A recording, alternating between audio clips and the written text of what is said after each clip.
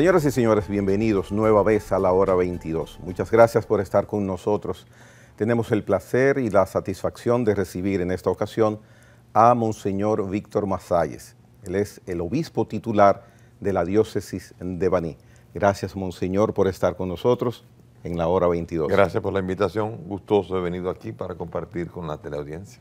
Mire, con usted se puede iniciar un conversatorio desde diferentes, por muchos ángulos. Se me ocurre preguntarle ese sentir social que como sacerdote usted manifiesta en sus sermones, en la relación con los feligreses, en sus cuentas, en las redes sociales, esa cercanía a la sociedad, ¿tiene algún lugar de inicio o usted vino así? Bueno, tiene el inicio en mi propio padre. Mi padre llegó al país en los años 50. Él fue profesor del Politécnico Loyola y antifranquista. Se encontró con Trujillo y él tuvo siempre contactos muy cercanos con el 14 de junio.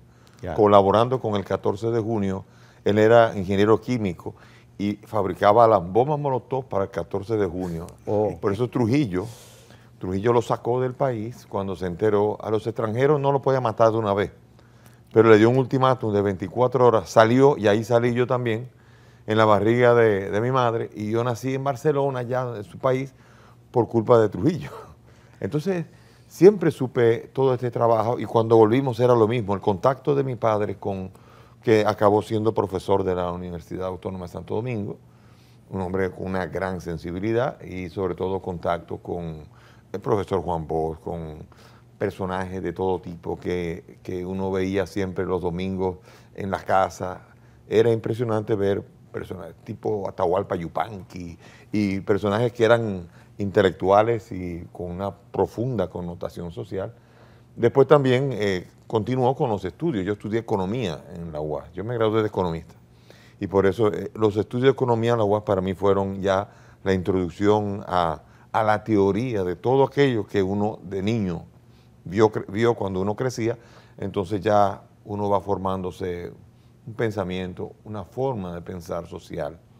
Y eso fue, yo creo, el inicio de lo que sería mi pensamiento. Hay una cercanía bastante, casi imperceptible entre ese sentir, esa herencia, esa visión de su padre, a participar en política o en actividades de grupos de esos que defendían ideales. Por ejemplo, en la Universidad Autónoma de Santo Domingo, en esos tiempos, eran momentos muy caldeados. ¿Estuvo usted en algún momento cercano o en política estudiantil? Sí, me acuerdo de haber visto a Roberto Santana devolviendo bombas lacrimógenas antes de que fuera rector de ese mismo centro. Así que estuvimos en muchas manifestaciones que despertaban en uno un ánimo de deseo de cambio, de exigencia de derechos, el 500.000 y después iba aumentando. O sea que todo ese mundo ayuda enormemente. El contacto con personas de todo tipo de pensamiento allá en la UAS, de todo tipo de origen, ayudaba mucho. De los diferentes rincones del país, porque no habían ¿cómo se llaman? Los centros en cada provincia, sino que había una sola UAS. Todos venían a estudiar allá y uno entraba en contacto con los barrios, con los campos de cualquier tipo, y entonces la realidad social, uno la iba midiendo y uno iba despertando inquietudes.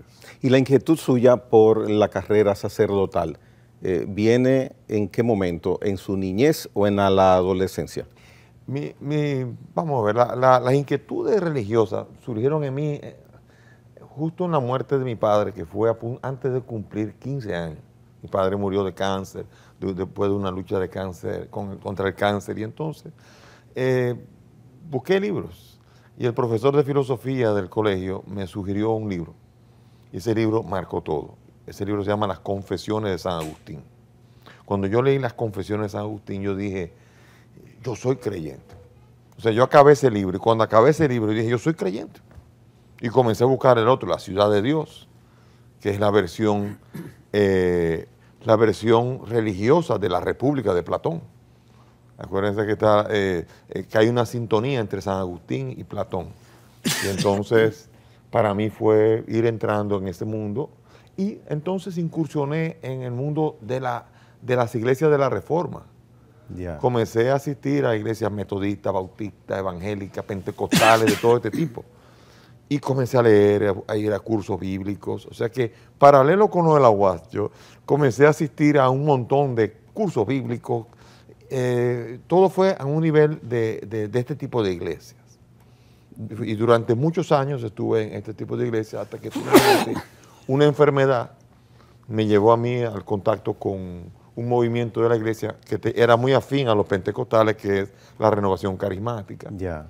Oraron por mí, me interesé en descubrir por primera vez, estudiar la iglesia católica, y ahí fue donde entonces, estudiando la iglesia católica ya con objetividad, sin prejuicios, allí me fascinó el origen y la iglesia en todo lo que es su mística, no su estructura, su mística, que es lo que verdaderamente vale.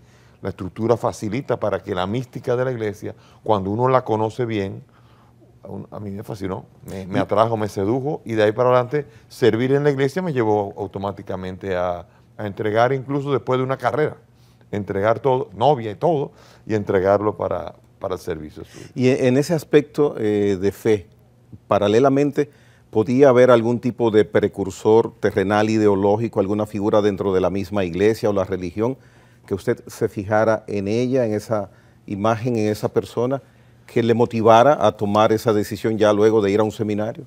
Pues fíjese que no. Yo trabajé mucho la religiosidad, la vida espiritual mía, muy solo, buscando. De hecho, por eso iba a las diferentes iglesias. El problema es que... Muy solo implica que no necesitó tampoco de pedir opiniones a la familia. No, bastante a espaldas de la familia. Ya. Entonces, a espaldas de la familia y sin mentor, y con las inquietudes que me provocaba a mí, las profundas divisiones que hay entre las diversas iglesias, la iglesia evangélica, la iglesia metodista, bautista, son todas de la Reforma, pero todas con dificultades y con conflictos entre sí, que eso fue siempre lo que me tuvo detenido, esta profunda división. Sin embargo, quería nutrirme de todo lo que, el caudal de enseñanza que había dentro de ella. No negaba yo la enseñanza que había dentro de ella, independientemente de los tirijalas que habían alrededor de ella. ¿Y qué motivó? Y por eso yo caminé siempre muy solo en este sentido, porque no había ninguna de estas iglesias que me atrajera para quedarme, sino que bebía de ellas, pero no permanecía en ninguna en particular. ¿Qué detalle, si puede haber uno en específico o un conjunto de detalles para que usted tomara la decisión por la Iglesia Católica? Y no tenemos hoy un pastor protestante hablando con nosotros. La enfermedad. Ya. Yo tuve una enfermedad incurable que se curó. Yo soy el único que conste en la medicina que ha tenido hemofilia y que dejó de tenerla. Y entonces, en una de las veces que salí de la piscina y yo practicaba natación y me desplomé y fui al hospital.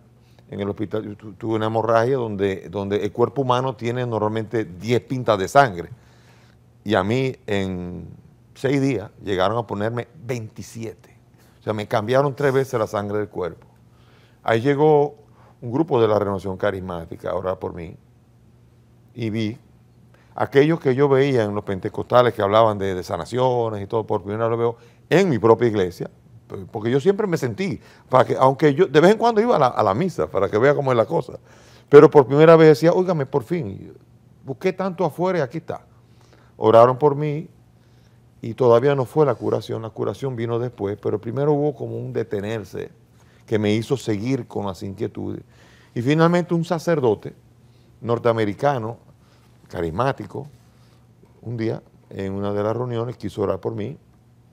Él le salió de él, no me conocía, dijo lo que tenía yo y que quería orar por mí, y cuando yo vuelvo a Miami, donde me estaban siguiendo con la hemofilia, yo era un paciente del Jackson Memorial Hospital de Miami. ¿Cuántos años? Desde que se detecta la enfermedad hasta el año 90 y 91, cuando finalmente desaparece en el 87 y me tuvieron 4 años de conejillo de India porque ellos me pidieron que querían saber si podían detectar lo que me pasaba, porque estarían en el umbral de la cura de la hemofilia.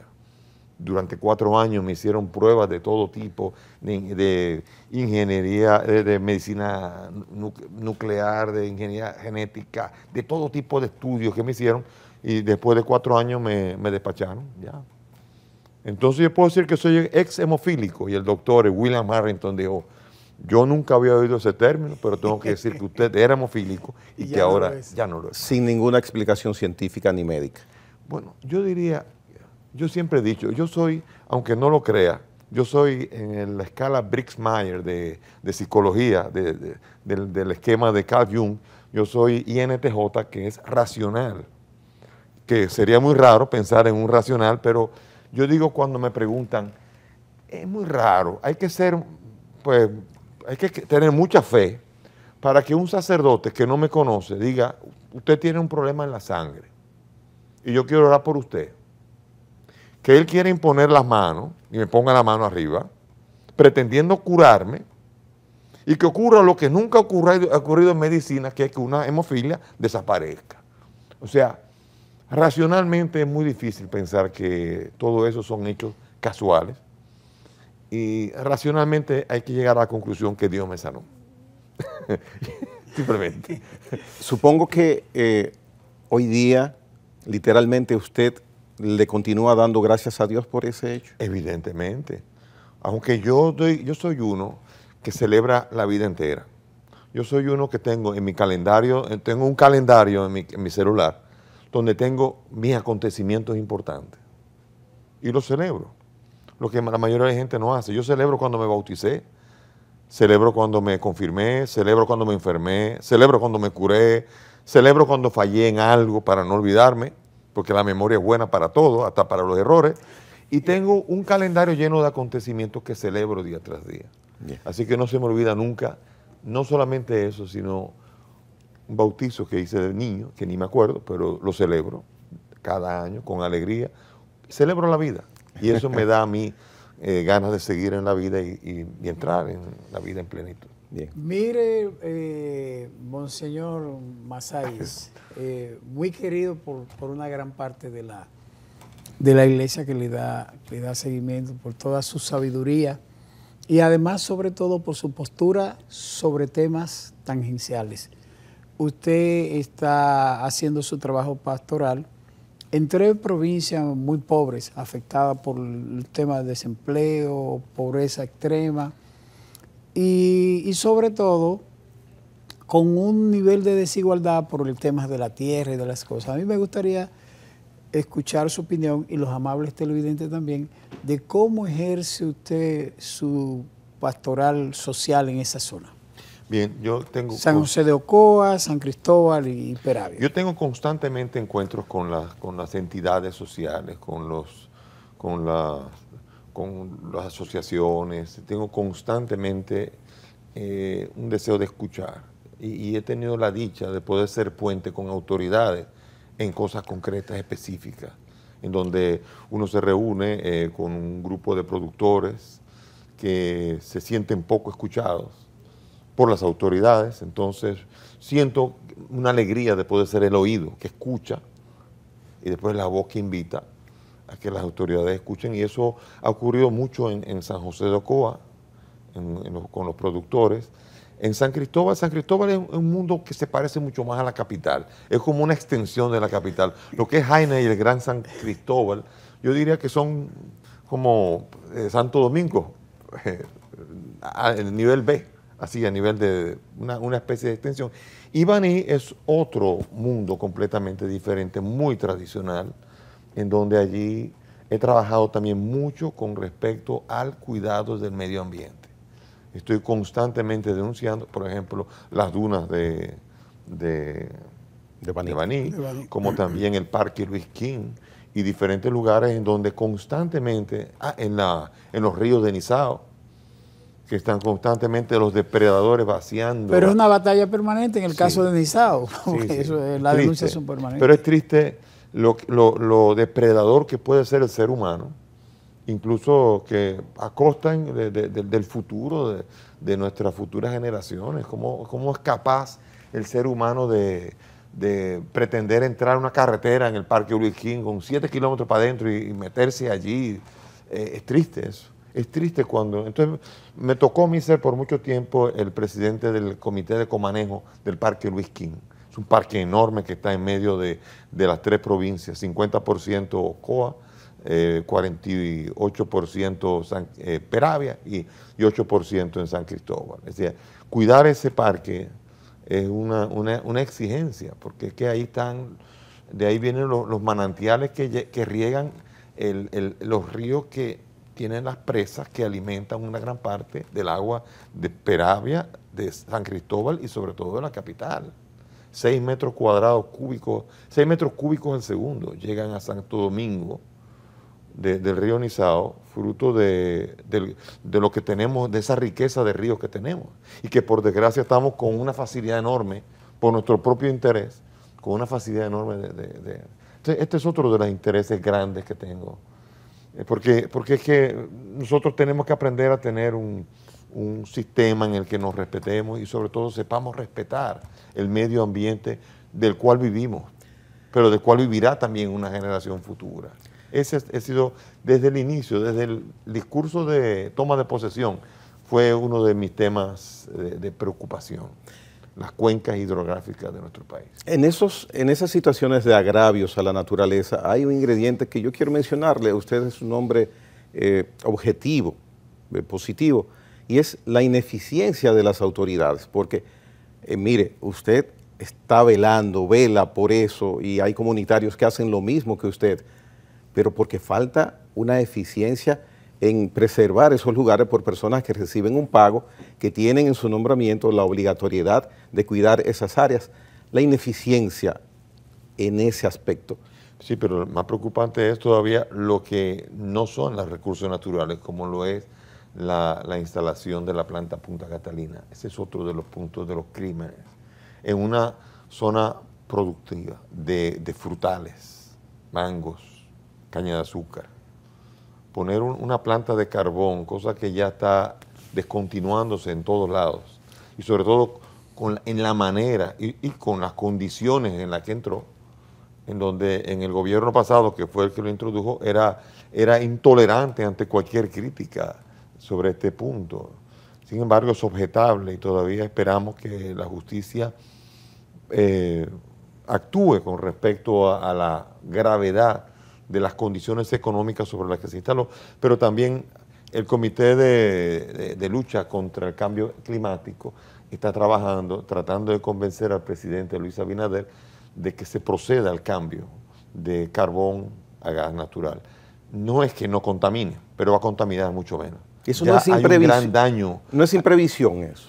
Imprevisión. No. Que a un año de creada una obra tan majestuosa, todo el dinero del mundo, y hay ahora que el Estado, porque no planificó, es una pregunta que estoy haciendo. Sí, pero es que no solamente una planta de carbón, se le ofreció al país una planta de carbón de 800 millones, pero se buscó una planta de carbón que fuera con un monto suficiente para que después se discute eso, de que pudiese haber sobrevaloraciones, y entonces desde ahí pudiese haber un sistema de corrupción alrededor de esa planta, que es terrible. Lo que usted está diciendo entonces es que debe investigarse todo el tema relacionado con las instalaciones. Pero es que no hay ninguna planta que cueste 4.000 millones de dólares. ¿Qué planta en el mundo cuesta 4.000 millones de dólares que no sea una planta que sea capaz de suplir a un país entero la energía? Y puede haber llegado a ese monto. Está desproporcionado con la magnitud de la planta, de la energía que proporciona este tipo de planta. ¿Puede haber llegado a ese monto la inversión? ¿O lo indicado que se gastó, 4.000? Es evidente que no puede ser, digo que eso parece, porque al final de cuentas no se sabe. Aquí tenemos un problema serio a nivel de la impunidad, y es que no tenemos un sistema adecuado de poder hacer auditorías adecuadas, exactas ante problemas concretos. Por eso vemos nosotros como personas que han sido acusadas son soltadas porque no se puede demostrar la culpabilidad. Es decir, que no tenemos el sistema de investigación adecuado para una auditoría que sea capaz de evidenciar la corrupción en un proceso específico. Y los jueces ya no actúan por íntima convicción, sino por evidencias. Tienen que actuar así porque si no estarían... Las montañas de cenizas, Monseñor. Ese es otro de los graves problemas. De Punta Catalina. Mire, desde que llegue un huracán, no quiera Dios que llegue, eso va a ser un problema serio. O van al mar o van a la tierra. Sí. Se ha demostrado, han llevado las cenizas a universidades de Estados Unidos, han encontrado todo tipo de metales gravemente tóxicos para el ser humano. De hecho, ya hay víctimas, ya hay personas que sufren en los alrededores. En los alrededores hay personas que están sufriendo de enfermedades ya pulmonares. Hay pescadores que están sufriendo. Es muy serio el problema. ¿Por qué? Porque apenas recién inaugurada la planta, que se supone que es para durar 40 años, ya ha hecho tal tipo de estropicios. Caramba, se podía haber puesto en donde se había planificado. Se planificó en lugares un poco más deshabitados. Pero sin embargo se estableció en el medio de una población, en Nizao allí, y los pobladores de Nizao, francamente, han tenido que sufrir los intereses personales de un gobierno que instaló esa planta a conveniencia. Bien. Y eso lo estamos pagando ahora todos los que estamos alrededor, a 20 kilómetros alrededor de esa planta. Hasta ahí llega la influencia de ese polvo. Sí. Y ahí estamos nosotros en Baní también. Bueno, vamos a hacer una pausa. En breve retornamos con Monseñor Víctor Masalles.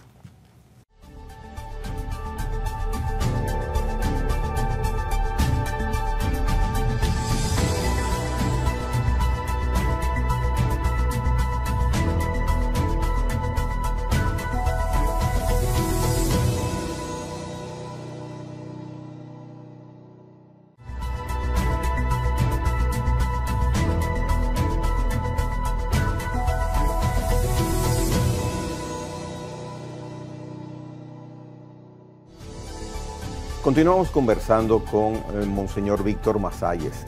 Mire, le voy a tocar un tema, ojalá no nos robe mucho tiempo este tema, y es el del Código Penal, mezclado a las 3 causales, que ahora están más baratas, ahora es una sola en el Código. Pero mire, esa es la parte jocosa, se puede decir.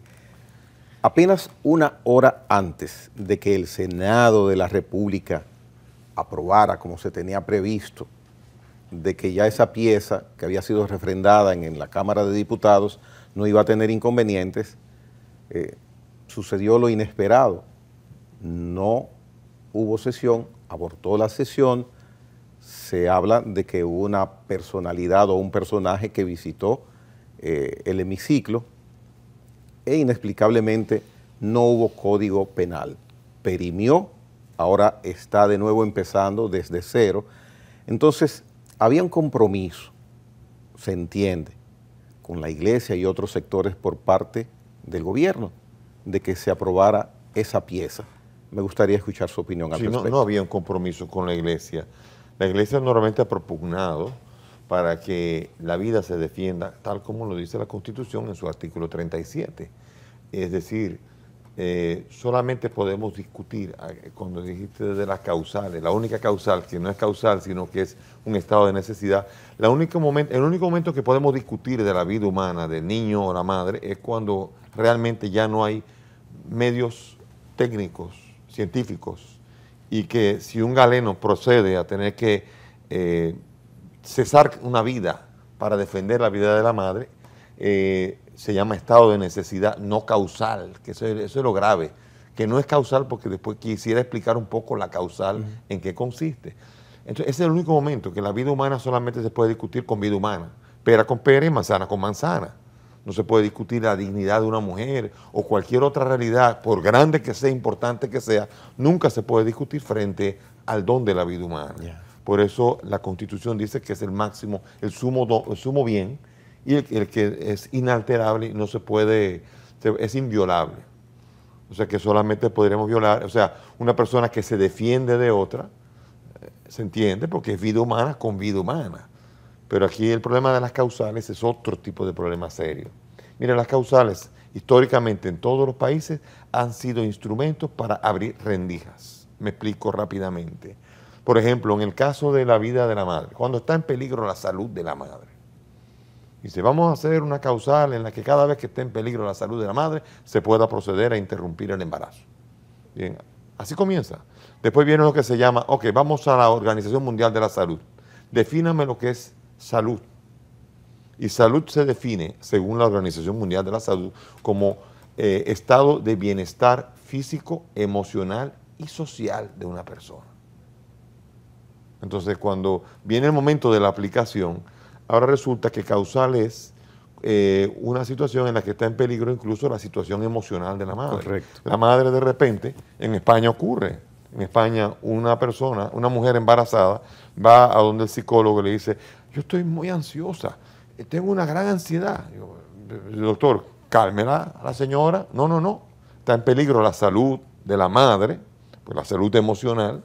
Ya eso entonces es una causal. La causal se abre a todo lo que se llama un concepto laxo de salud, en donde cualquier cosa es salud y entra lo que sea. Salud social. La salud social, imagínense una muchacha que queda embarazada, que quedará muy fea delante de todo el mundo, no tiene salud social cuando está en peligro de que se note que está embarazada del vecino o de quien sea, o del que sea, de su padre, y entonces se permitiría cesar de la vida. ¿Ven? ¿Ven el truquito? Otro truquito también sería, por ejemplo, con respecto a la inviabilidad de la vida. Es inviable. Y claro, ahí se aplica después en España, en Islandia y en otros países se aplica de que cuando un niño nace con el síndrome de Down, dice, es inviable de una vida normal, por lo tanto, si se detecta que es de Down, se puede también cesar, interrumpir el embarazo. En España y en Islandia no hay niños de Down, todos han sido abortados. Y aquí sabemos, nosotros en la República Dominicana hay un evento muy bonito que se llama Claro, Quiéreme como soy, claro, en donde David Ortiz y diferentes peloteros han ido a vivir momentos muy bellos. Nosotros tenemos síndrome de Down que son actores de cine, que trabajan, que son recepcionistas, que son gente con una dignidad y que nosotros los eliminamos porque consideramos que tenemos derecho a decidir quién puede nacer y quién no. Entonces, las causales son trampillas. Solo que el problema está en que hace falta un instrumento que permita que el aborto sea legal. ¿Por qué? Porque el aborto es un negocio. En Estados Unidos el aborto es un negocio y se expande en la frontera de ese negocio a diferentes países que van legalizando el aborto. Mientras no esté legal el aborto, el negocio del aborto no puede entrar al país. Entonces, una vez que se legalice con las causales, ya usted verá aquí las clínicas abortistas que están en Estados Unidos y en diferentes lugares, las verá aquí cobrando tanto por ellos, después vendiendo por pieza los residuos humanos, lo que llaman bolas, ¿cómo se dicen? Pedazos de, pero son seres humanos. Y vemos nosotros cómo Planned Parenthood en Estados Unidos vende deshuesado, vende los muslos, es conocido el caso en la historia. Pero se escucha dantesco eso. Pero, oiga bien, googleé ese caso. El caso en el que la Pepsi Cola compró a Planned Parenthood los riñones de los abortados, que resultaba que era un poderosísimo endulcorante para poder endulzar su bebida. Y por un tiempo endulzaron la bebida con riñones de abortados hasta que hubo una denuncia. ¿De quién fue la denuncia? De la Coca-Cola, la competencia, para que no endulzara tanto.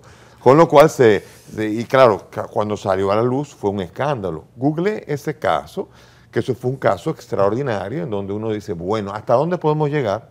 Aquello que llama el Papa Francisco la cultura del descarte. Agarramos, matamos a una persona, la vendemos, la deshuesamos. Hay unos videos allí de una especie como de tratando de tomar en un momento, filmar en sorpresa a personas de Planned Parenthood, comprar fetos Y le preguntaba, ¿cómo lo quiere usted? ¿Deshuesado? ¿De cuántos meses? ¿Cómo es la cosa? Porque lo tienen clasificado. O sea, todo. Es impresionante la industria, las industrias que salen de ahí, incluso la industria del cosmético. No sé si sabía que muchas de las cremas rejuvenecedoras utilizan células de la piel de los abortados porque es un rejuvenecedor de la piel. O sea que uno llega a un punto donde uno dice, bueno, ¿y ese negocio podemos permitirlo aquí? Bueno, entonces hay muchos millones, una danza de millones de dólares presionando, y cuando usted ve a algunas personas presionando, es la presión internacional para que esto dé pie a muchas otras agendas que tienen que abrirse para que nosotros seamos un país desarrollado. Mire, usted acaba de decir eso y me remonta de una vez a un comentario o una postura de Alianza País, el vocero de Alianza País en la Cámara de Diputados, que es una persona muy comedida y que ha sido un diputado muy distinguido respecto a esa comunidad de legisladores que no es tan fácil. José Horacio Rodríguez. Decía él que la Iglesia tiene que entender, y los sectores pro aborto de alguna manera, entendiéndose las causales como elemento que habrá de interpretarse para salvar vidas, así lo expresaba. Pero decía que la Iglesia tiene que entender que hay que negociar, que hay que tener una posición media, porque en una negociación se pierde y se gana. Pero la Iglesia no es la que, vamos a decir así, con la que se negocia. La Iglesia propugna por eso, pero la Iglesia no es la que está sentada en la mesa de negociaciones con el gobierno discutiendo el tema. Eso es porque esto es querer poner a uno en primera fila, aunque puede ser que la Iglesia, y no solamente la Iglesia católica, sino que las iglesias evangélicas la protestante también. Claro, y son una gran mayoría de la población dominicana. Es normal que ejerzan influencia sobre su feligresía y es normal que la mayoría de la feligresía tampoco esté de acuerdo con ella. Pero no quiere decir con esto que la iglesia, ni la evangélica, ni la católica, está haciendo una política de sentarse en las negociaciones, aunque nos llaman constantemente a expresar nuestra opinión y la expresamos. ¿Y en qué aspecto puede coincidir, o no coincidir, pero por lo menos, más o menos llegar a una posición intermedia? ¿Hay posición intermedia? Bueno, esa que dijo de esa causal que estamos hablando aquí, que no es causal, lo que se llama estado de necesidad, porque se considera que la iglesia quiere dejar morir a las madres. Eso no es verdad. Aquí los médicos siempre han actuado. Y aquí lo que se ha hecho es politizar un tema que no es político, es médico. Y los médicos siempre han actuado. ¿A qué médico han metido preso? Porque ha tenido que actuar interrumpiendo una vida cuando hay peligro. A ninguno. Ley de la necesidad, usted acaba de decir. Exacto, estado de necesidad. Entonces, en esta situación, sí. Ahora, cuando sabemos muy bien que clandestinamente en muchas clínicas de nuestro país sí hay abortos a conveniencia. Entonces, aquí viene el problema de que usted comienza dejando que sea cualquier cosa y después los abortos libres. El problema es la figura jurídica que hay que establecer para que no se permita ir más allá, para que la figura jurídica no sea una rendija que abra el camino para el aborto libre, que a fin de cuentas es lo que ha ocurrido en todos los países en donde se ha aprobado la causal, en todos, o camino a. O sea, en todos los países donde las causales se aprueban, va camino al aborto libre, y países como España y Estados Unidos, España y algunos otros países van a la cabeza en ello. Ya, mire, el aborto libre es prácticamente una realidad. Sí hay que reconocer, tómelo como elogio o como encomio, de que las iglesias pues han tenido un papel preponderante para que se preserve eso que ustedes pues defienden. Quiero pasar a un aspecto en el mismo sentido y en el mismo tema. Meses atrás usted visitó la Cámara de Diputados, la Comisión de Salud, que atendía el expediente sobre el conocimiento del Código Penal y el aspecto de las 3 causales. En esa ocasión usted fue acompañado de Agustín Laje. No, los dos fuimos invitados. Yo lo conozco a él. Pero fue una invitación individual a cada una.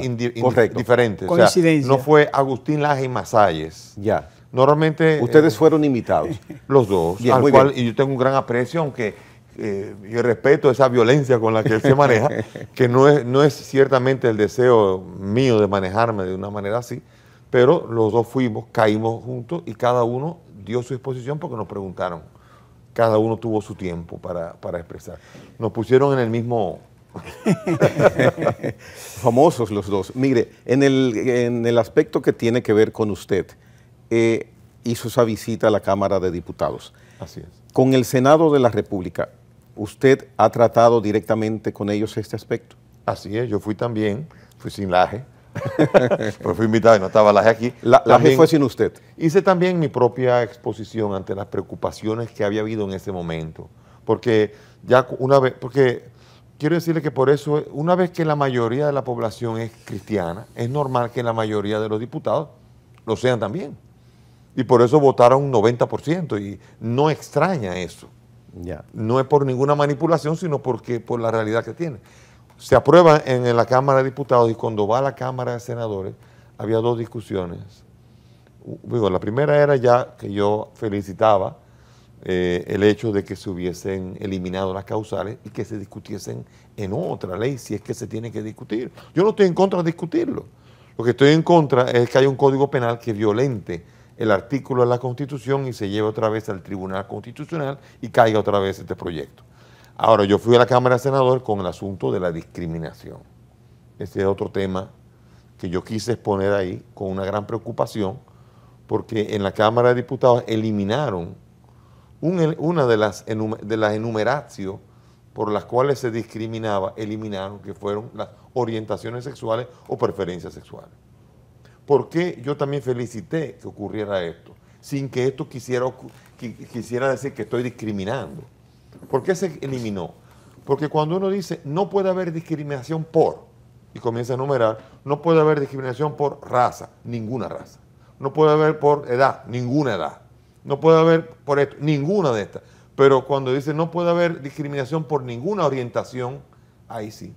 Porque no todas las orientaciones son aceptables. Ya. Yo puse como ejemplo la pedofilia. La pedofilia es una orientación sexual. Cierto. Y si usted quiere decir ahora, no hay que discriminar orientación sexual, no es así.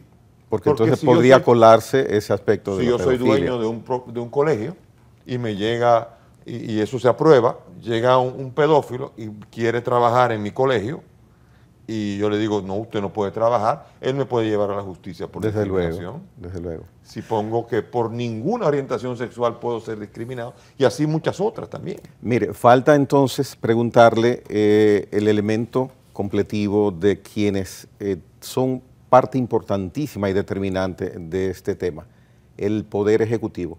¿Ha tenido también usted contactos, conversaciones, discusiones con el Poder Ejecutivo? ¿Algún Nada. representante? Ninguna. No tengo acceso. Simplemente ahí no tengo acceso. Tengo entendido que se sospecha de que haya intervenido, no lo sé, de que intervino en la ausencia de los senadores del partido de gobierno en el momento en que había que votar, pero no tengo acceso para preguntar y para discutir. Francamente, tengo grandes preocupaciones.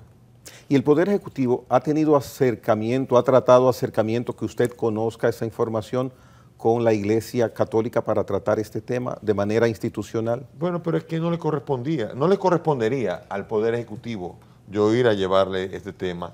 Cuando uno es consultado por la Cámara de Diputados, estamos hablando del Poder Legislativo. Sí, sí, por Cuando supuesto. uno está hablando de senador, es igual.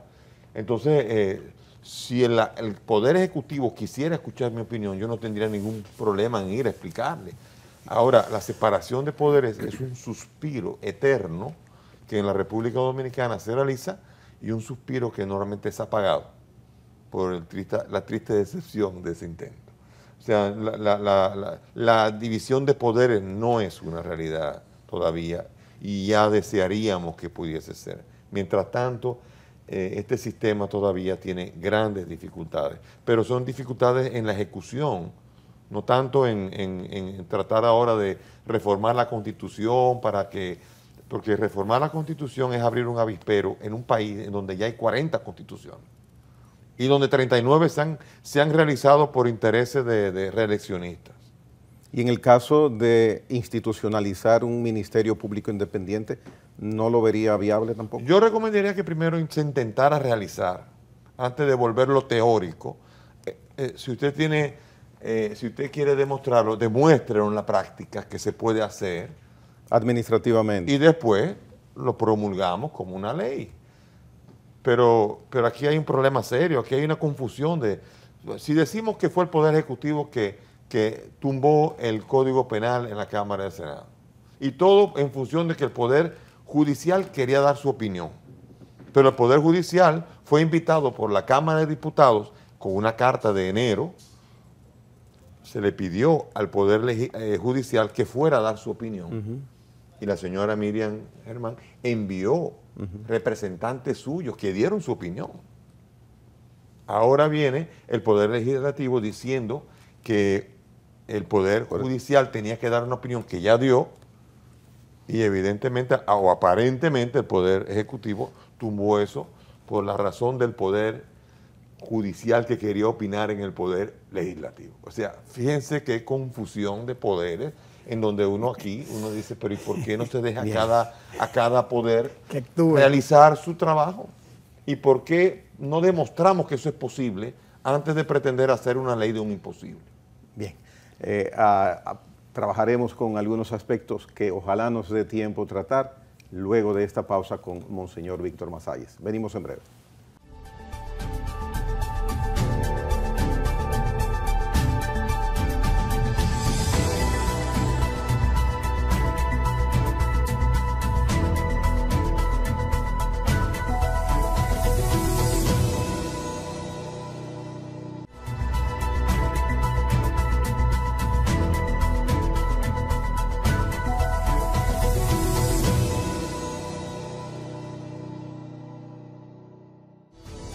Bien, Monseñor Masáez, mire, vuelvo a la iglesia, al papel de la Iglesia Católica en República Dominicana.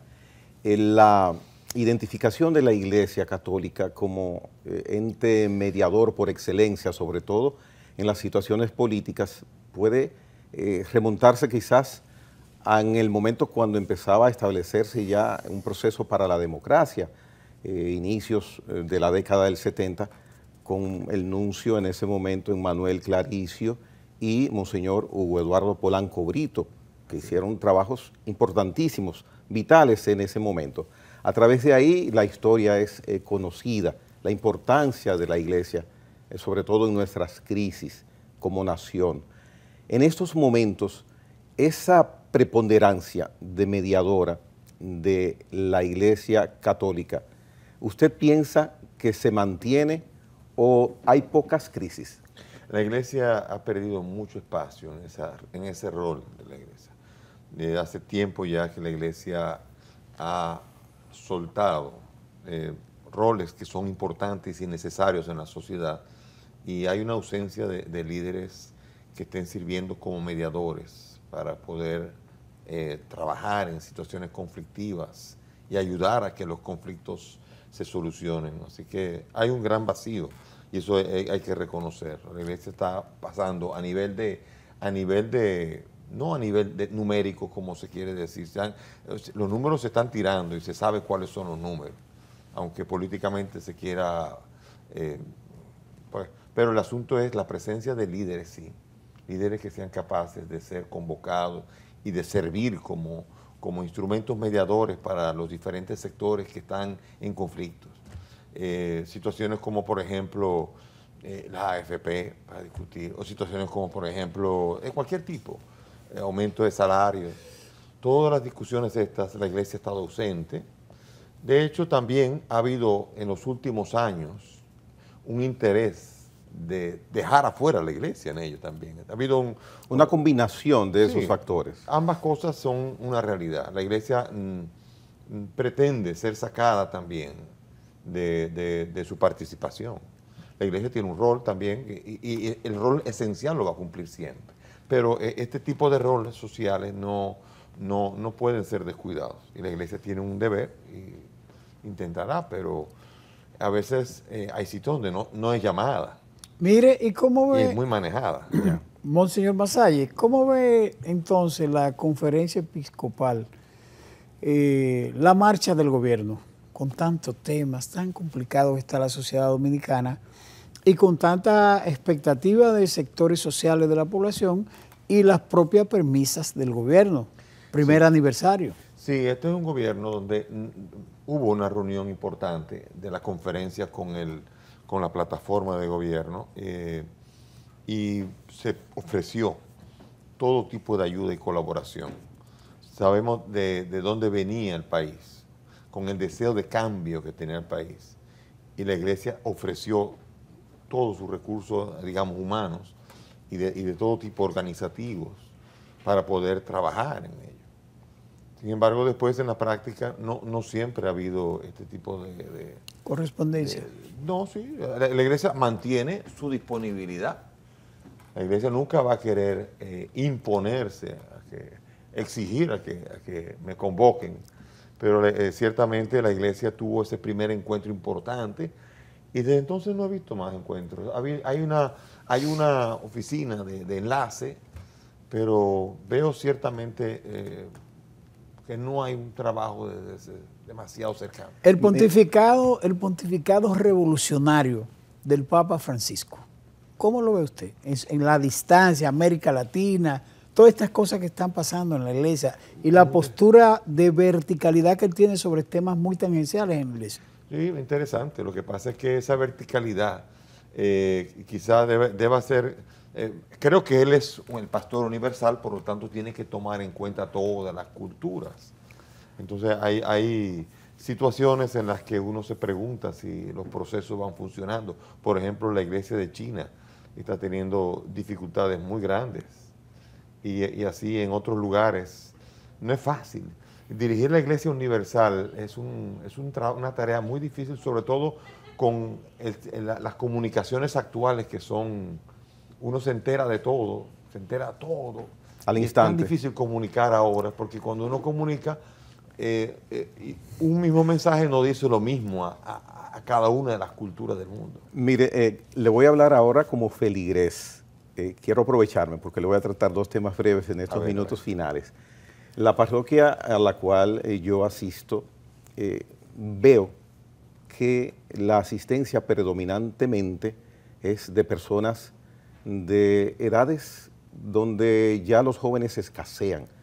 Y le hablo de una iglesia de clase media aquí en la capital. Muy pocos jóvenes. Y el otro tema es la homilía que dan los sacerdotes es en una línea. No es estilo Víctor Masalles, no. Entonces, es muy bonito, muy interesante el mensaje, el sermón, la prédica, pero en muy poquitas ocasiones se salen los sacerdotes a interactuar, no a interactuar, sino a decirnos, mire usted... A conectar. Exacto, a conectar, esa es la palabra.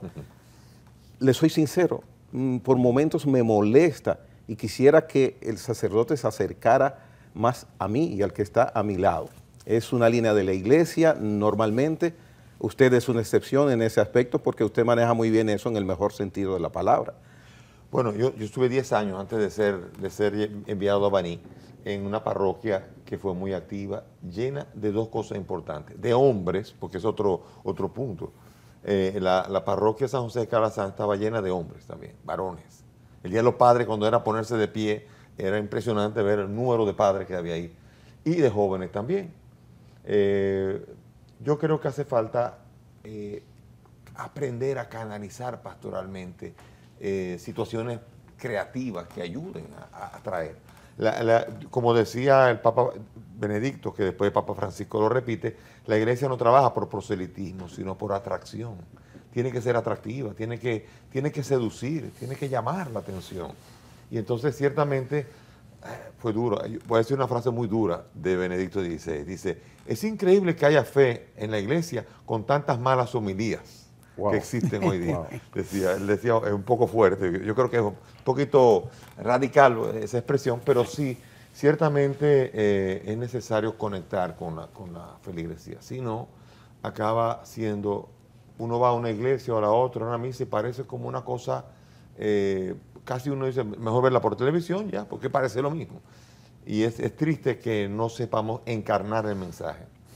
Yo tuve 2 grandes experiencias de paro. Una fue en Capotillo, no se me olvida nunca, 5 años en Capotillo, en Santa Clara, en el Caliche, allá abajo. Wow. Y la otra fue en San José Calazán, en Cuesta Hermosa 3. 2 ambientes completamente diferentes, en donde me siento completamente satisfecho de la conexión que pude lograr con cada una de las feligreses. ¿Y los jóvenes?